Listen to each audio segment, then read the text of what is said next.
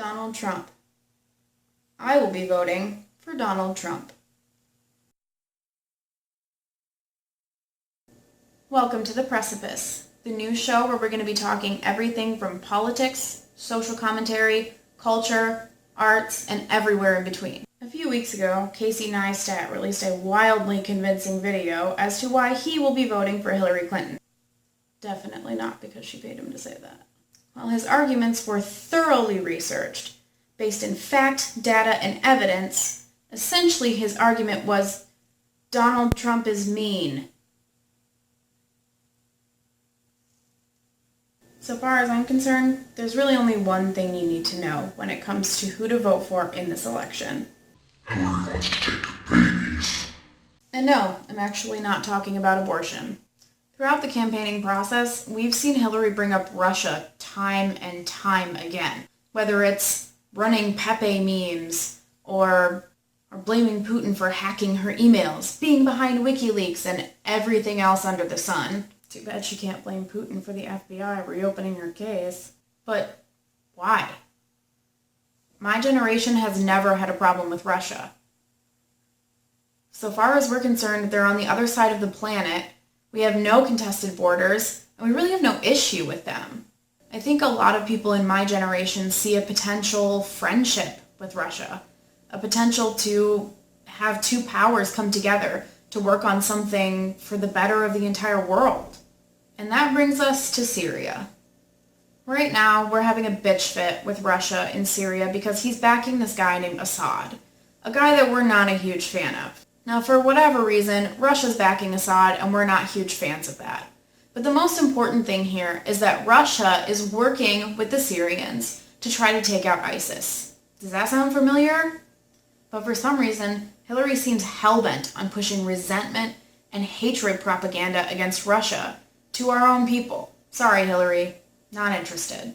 At the end of the day, there's one thing you need to know, and that's about Hillary's no-fly zone over Syria. Hillary has pledged, vowed even, to create a no-fly zone over Syria, which sounds like a really nice thing to someone who may be a little bit ignorant of what a no-fly zone means. So when I was Secretary of State, advocated, and I advocate today, a no-fly zone and safe zones. While it would mean no bombing against the Syrians in those areas, what it really means is that anything that flies over that area, we're going to shoot down.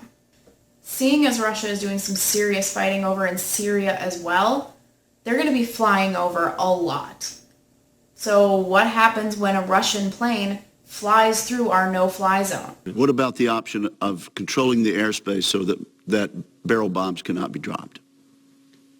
All the options. What do you think of that option, sir?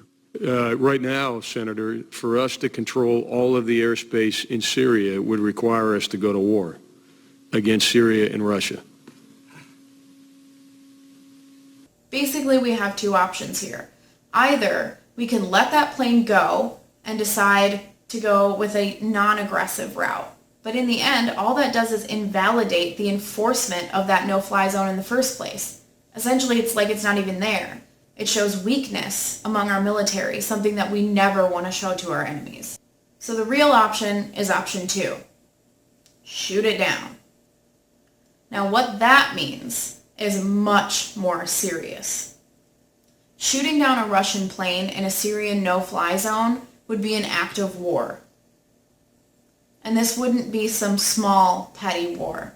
The Russians have even more nuclear bombs than America does, which means we could be looking at a real nuclear post-apocalyptic option. None of that fictional Walking Dead shit.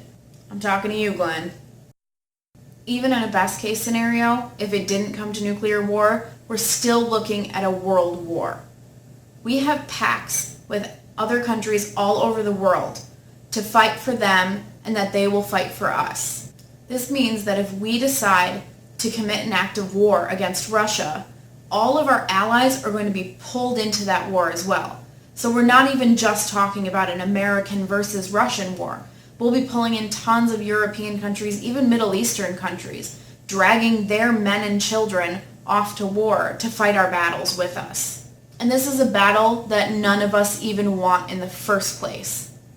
Oh, And it won't just be our men. Hashtag draft our daughters. If Hillary's so much about equality between the sexes, who knows who she'll put on the draft? There is no way I'm dragging my fucked up face to Russia. While people like Casey Neistat may be trying to appeal to your nice side, calling Trump an egomaniac, mean, rude, boastful, inappropriate, it doesn't actually really mean anything. Casey hasn't said a single thing about either one of their policies or why he would vote a certain way, other than Trump's mean. So while Casey Cucklord may be running to the booths in November to vote for his favorite walking strawberry, I will be voting for Donald Trump. Thank you for watching, and always keep smiling.